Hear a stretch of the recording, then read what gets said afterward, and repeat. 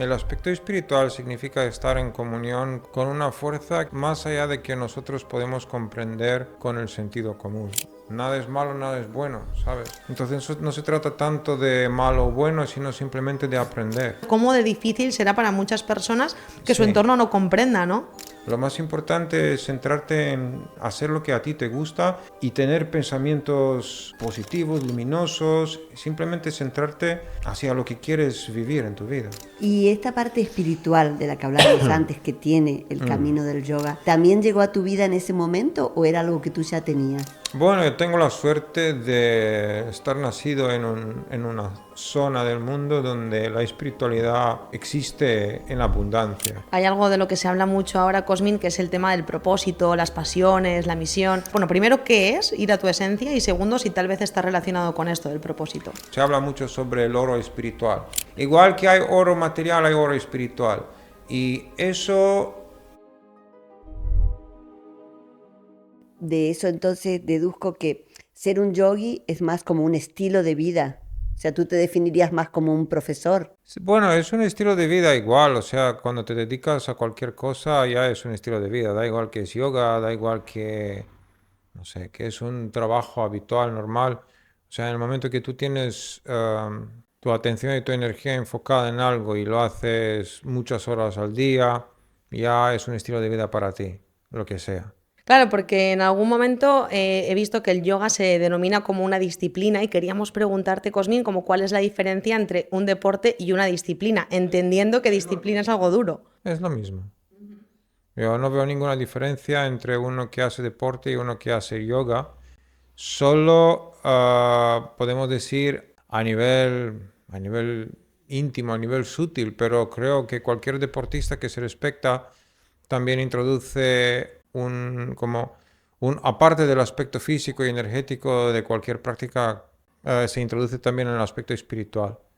En el momento que introduces el aspecto espiritual en cualquier cosa que haces, ya se puede hablar de otra cosa. Claro que ahí venía nuestra siguiente pregunta porque creemos o hemos visto, hemos observado que hay mucha confusión con lo que significa espiritual. O sea, hay gente que lo... Claro, ¿qué es para ti, Cosmin? Para mí, el aspecto espiritual significa estar en comunión con una fuerza que es más allá de que nosotros podemos comprender con el sentido común. O sea, para mí, todo lo que está relacionado con el plano espiritual está relacionado con algo que ordena todo. Entonces, cuando me refiero a ese plano, me refiero a algo que es más allá de que yo puedo percibir, sino algo que si me dejo, si me suelto en los brazos de lo que es el espiritual, decimos, ya estoy cuidado, ¿sabes? O ¿Y sea, por qué a la gente le cuesta tanto como soltar o bueno, entender o...? depende. Por ejemplo, aquí en España y otros países donde la religión está la idea de religión es muy mezclada con la idea de creencia, ¿sabes? Entonces, donde aparece eso y además donde la religión está vinculada por ejemplo, en España con una dictadura, igual también en Rumanía hay algo de vínculo por ahí, pues en todos esos países esa parte se ha perdido un poquito, justamente por eso, justamente porque hay un vínculo y porque es mal entendido que no es lo mismo ser religioso o ser un ser espiritual. No es lo mismo que aplicar una religión organizada. Claro, mucha gente lo confunde Sí, claro. religión con espiritualidad. Sí, claro.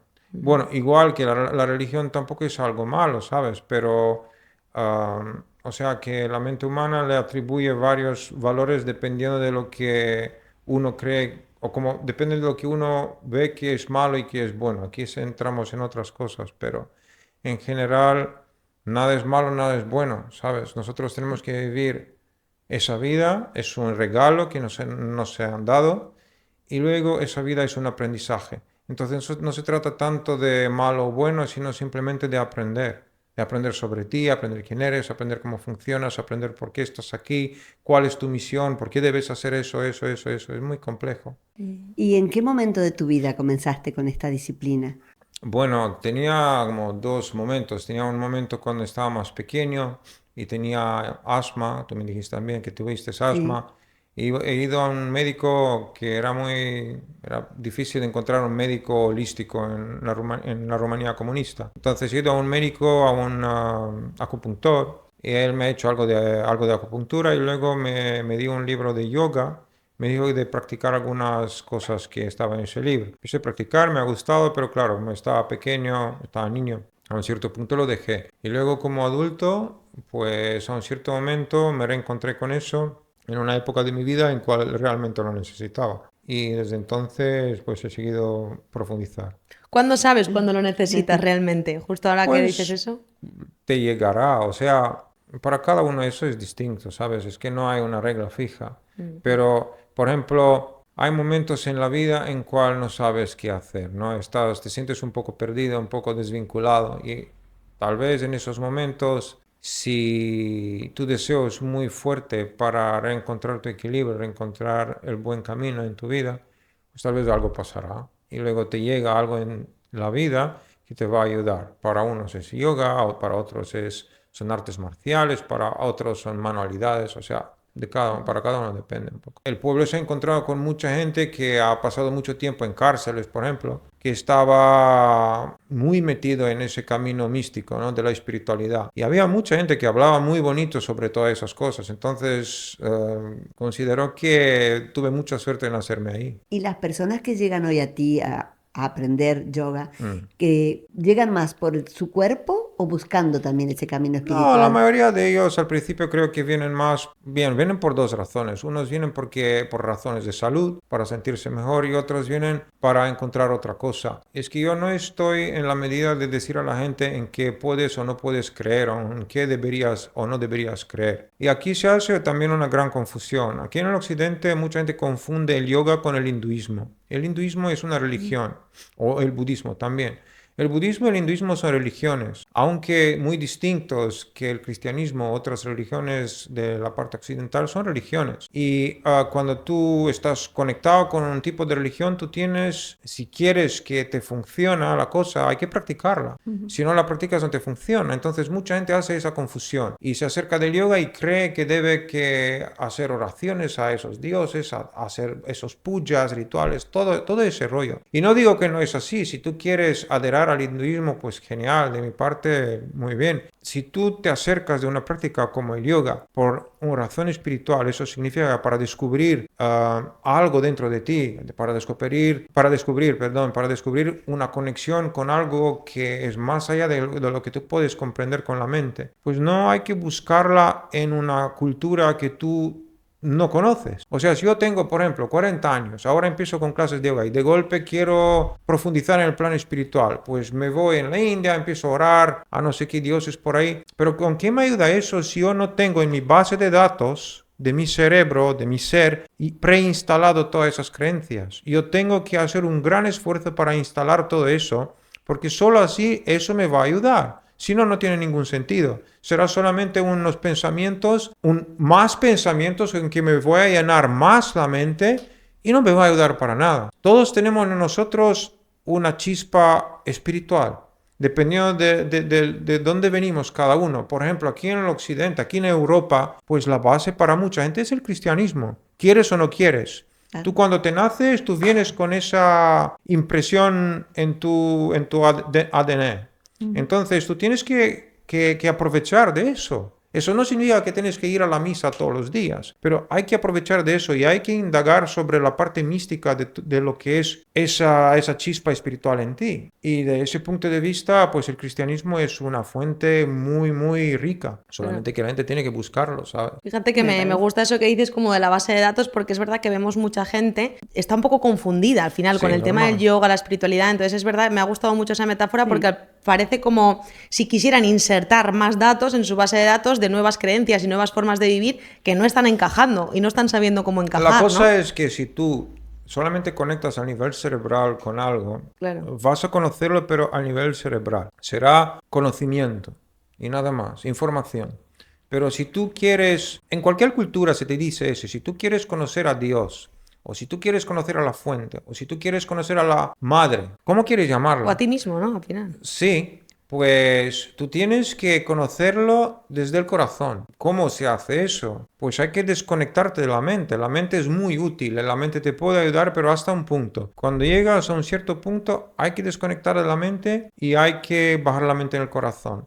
Y eso es parte de muchos caminos espirituales. Se habla mucho de eso, de bajar la mente en el corazón. Hay oraciones en el cristianismo sobre ese tema. Hay también prácticas en el mundo del yoga, prácticas que te ayudan a conectar con el corazón, bajar la mente en el corazón, en Hridaya se llama, ¿no? El corazón. Y luego haces varias meditaciones que te ayudan a conectar con ese aspecto espiritual. Pero si tú te acercas desde eso, dando una gran vuelta por el oriente, pues simplemente es que vas a dar una gran vuelta. Y tú te puedes ahorrar tiempo y te puedes ahorrar años y años de vida si encuentras el corto camino hacia tu corazón. ¿Y cuál es eso? Pues es la información con cual tú te has nacido. Claro, no, me resuena perfectamente, me resuena perfectamente. Pero la pregunta un poco venía relacionada también a esta otra. ¿Por qué crees tú que ahora hay como se ha popularizado tanto el yoga? O algunas personas van con esa intención de encontrar algo más. Y bueno, o de escapar, algunas también parece, ¿no? O sea, algunas van como queriendo encontrar y otras van como escapando de algo, parece ser, ¿no? Bueno, el yoga, mira, el yoga moderno y realmente todo lo que hay hoy en día conocido como yoga es moderno. El yoga ancestral, el yoga de los yogis, eso es muy difícil de encontrar, porque eso lo vas a encontrar en no sé qué cueva por las Himalayas o por los Ganges o por algún sitio escondido en la India. Y eso no son gente con cuales tú te encuentras y te van a contar todas esas cosas bonitas. Son gente que es muy salvaje, que no le gusta, o sea, que le gusta su mundo, ¿sabes? Y además no hablan ni inglés ni otro idioma así de circulación mundial. Entonces, lo que nosotros conocemos aquí como yoga en el occidente es una forma moderna del yoga. Y una forma secularizada, no es una forma que está relacionada con el aspecto devocional de esa práctica, es algo que pertenece realmente a la disciplina del cuerpo y de la mente. Entonces, el yoga moderno ha aparecido en los años 20, en el siglo XX, en los años 1900, no sé cuánto, cuando había algunos maestros que han sido entrenados por maestros tradicionales, pero que han comprendido que si quieren vivir de eso y si quieren traer lo que ellos aprendieron de esos, pues hay que sacarle algunos aspectos, especialmente la parte más mística, más espiritual. Hay que sacar todo eso, mantener solo la parte física y energética y luego eso lo puedes ofrecer a la gente que está interesada en mejorar la calidad de vida. Y es lo que han hecho. Y han hecho prácticas que han sido diseñadas al principio para gente que tenía pasta, que se podía permitir el lujo de tener un entrenador personal. Que tenía dinero. Sí, exacto. Entonces han diseñado prácticas que esa gente ha empezado a hacer y se sentía muy bien. La cosa se ha vuelto más y más popular en la India, eso. Luego han aparecido institutos como el Instituto Lonavala, que ha empezado a trabajar con las prácticas de yoga para ver el impacto al nivel del cuerpo de todas esas prácticas. O sea, ha empezado a estudiar a nivel científico todo lo que pasa. Se han dado cuenta que realmente todas esas prácticas de pranayama, de trabajar con la energía, de trabajar con el cuerpo, ayuda bastante para mejorar el estado de salud. Entonces, poco a poco ha empezado a utilizar todas esas cosas ancestrales, lo han modernizado, lo han cambiado un poquito y han empezado a utilizarlas para sanar a la gente que tenía enfermedades y patologías. Por otro lado, habían otras prácticas igual modernas, por ejemplo, las prácticas del maestro Krishnamacharya, de donde también ha aparecido luego el Ashtanga Yoga, que eran una mezcla de artes marciales con algunos elementos de yoga antiguo y con algunos elementos de circo, de estiramiento, de equilibrística, de todo eso. Y esas prácticas han sido diseñadas para demostraciones, porque ese hombre, Krishnamacharya, era un empleado del Maharaja de Mysore, y eso era una de las personalidades más ricas del mundo en ese momento de que hablamos, en 1930 o algo así. Ese era una persona muy erudita y le gustaba mucho todo lo que era relacionado con... Dilo en inglés y no, y el otro. No, con todo lo que venía de la tradición hindú, ¿no? Entonces el yoga era parte de eso. Entonces ese hombre ha empleado a Krishnamacharya para entrenar a chicos jóvenes en el yoga, en la disciplina, para hacer luego demostraciones a sus invitados. Siempre tenía invitados, ¿no? De todo el mundo. La gente que venía, claro, era gente muy joven, que tenía mucha capacidad y que podía hacer esas cosas. Y además el hombre era muy, muy exigente. Y luego también había otros maestros que, bueno, que han intentado de popularizar muchas cosas relacionadas con ese aspecto del yoga moderno, y poco a poco eso ha entrado en la zona occidental, especialmente gracias a una mujer, a una no era americana. Bueno, luego se ha mudado a Estados Unidos. Era una mujer, creo que era europea, no sé de qué país era. En fin, ella quería mucho practicar y aprender yoga, y al final se entrenó también un año con Krishnamacharya, se entrenó con otra gente de ahí, otros maestros de la India, y luego acabó en Estados Unidos, en Hollywood, donde empezó a entrenar estrellas de la Hollywood. Esa mujer se llama Indra Devi, por su nombre de bautismo. Sí. Ella también creo que es muy popular en Argentina, luego se ha mudado ahí y ha habido bastante tiempo ahí. Entonces ella ha empezado a entrenar a estrellas de Hollywood, haciendo con ellos prácticas de asana, prácticas de posturas, prácticas de respiración, con la finalidad de bajar el estrés. En showbiz, mucho estrés, mucha cosa, mucho movimiento, mucho rollo. Pues habiendo esa mujer, ha empezado a practicar con esa gente, y claro, desde ahí hasta que esa práctica que ella enseñaba al hacerse popular ha sido muy poco, ¿no?